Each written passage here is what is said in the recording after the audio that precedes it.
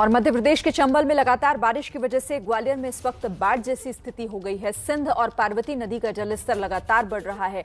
पानी भर जाने की वजह से 36 से ज्यादा गांव पूरी तरह डूबे हुए हैं। बाढ़ के पानी में फंसे लोगों को एनडीआरएफ के 7 वायुसेना के हेलीकॉप्टर से भी रेस्क्यू किया जा रहा है। सिंध नदी के किनारे बसे 10 से ज्यादा लोगों को रेस्क्यू किया गया। बाढ़ की वजह से कई गाँव को खाली करने को भी कहा गया है।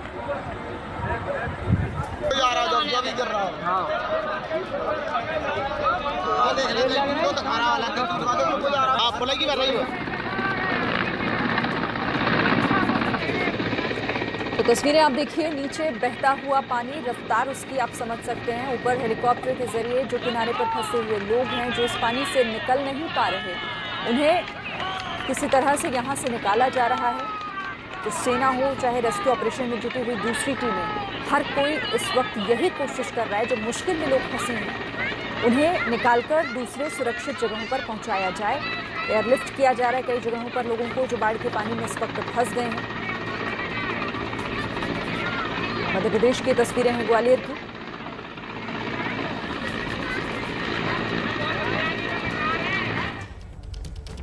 और बाढ़ की वजह से ग्वालियर में सड़कें पूरी तरह से बंद हो गई हैं। सिंध नदी पर बने हुए रेल पुल के दोनों तरफ लंबा जाम लगा हुआ है।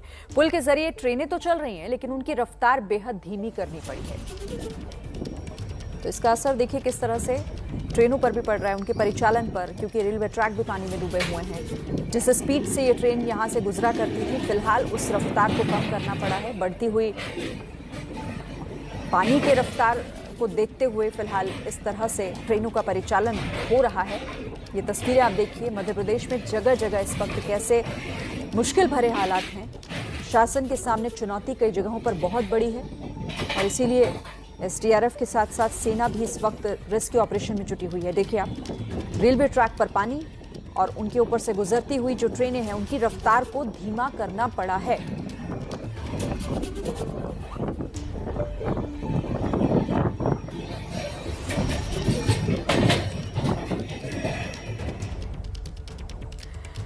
और बाढ़ बारिश के बीच मध्य प्रदेश के गृह मंत्री नरोत्तम मिश्रा ने प्रभावित इलाकों का दौरा किया है। नरोत्तम मिश्र ने ग्वालियर के जिस गांव का दौरा किया, वहां से 30 लोगों को रेस्क्यू किया गया है।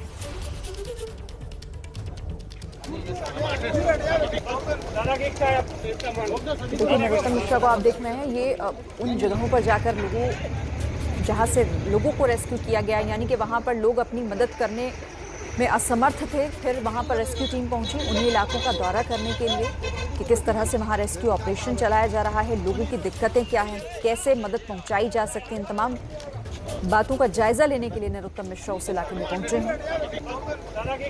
इस वक्त कई जगहों पर हालात बेहद खराब है। बाढ़ और बारिश की वजह से लोग परेशान हैं।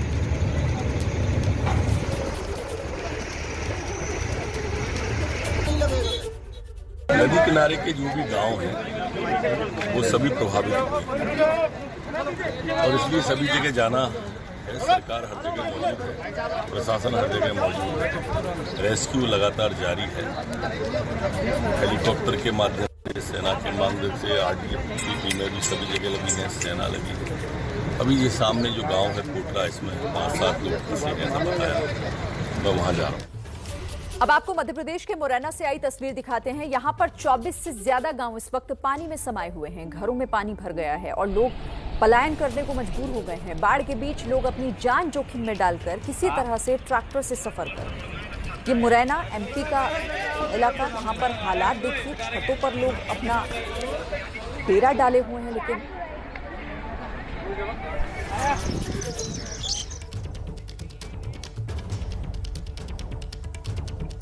और अब रुक करते हैं दिल्ली में बच्चे की मौत पर हो रही सियासत को लेकर इस वक्त संबित पात्रा एक प्रेस कॉन्फ्रेंस कर रहे हैं। हम सब उसकी घोर निंदा करते हैं और कानून व्यवस्था पूरी तरह से इस पर सजग होकर काम कर रही है। 4 से अधिक लोग गिरफ्तार हो गए हैं। एससी कमीशन भी 2 अगस्त को पीड़िता के घर गई थी। जॉइंट सीपी पुलिस भी पीड़िता के घर गए थे। इन सभी विषयों पर कानून अपना काम कर रही है और इसमें कोई दोमत नहीं है कि हिंदुस्तान का हर बच्चा चाहता है, प्रशासन चाहती है, सरकार चाहती है कि पीड़िता और पीड़िता के परिवार को न्याय मिले और न्याय अवश्य मिलेगा। रेप और बलात्कार में यदि राजनीति करने की कोशिश की जाए तो मैं कहूंगा ये राजनीति का सबसे न्यून स्तर होता है, सबसे निम्न या सबसे निचला स्तर होता है। हां, इसमें सिंपैथी, इसमें आप खड़े रहें, आप विषय को आगे बढ़ाएं, इसमें कोई आपत्ति नहीं। मगर एक सिलेक्टिविज्म के साथ, एक चयनात्मक रूप से किसी राज्य के रेप के विषय में चिंता प्रकट करना और किसी राज्य के रेप के विषय में चिंता प्रकट न करना, यह देखते हुए कि किस राज्य में किसकी सरकार है, यह भी अपने आप में एक जघन्य अपराध है। रेप होता है, चाहे वो दिल्ली में हो, चाहे वो राजस्थान में हो, चाहे वो छत्तीसगढ़ में हो, चाहे वो महाराष्ट्र में हो।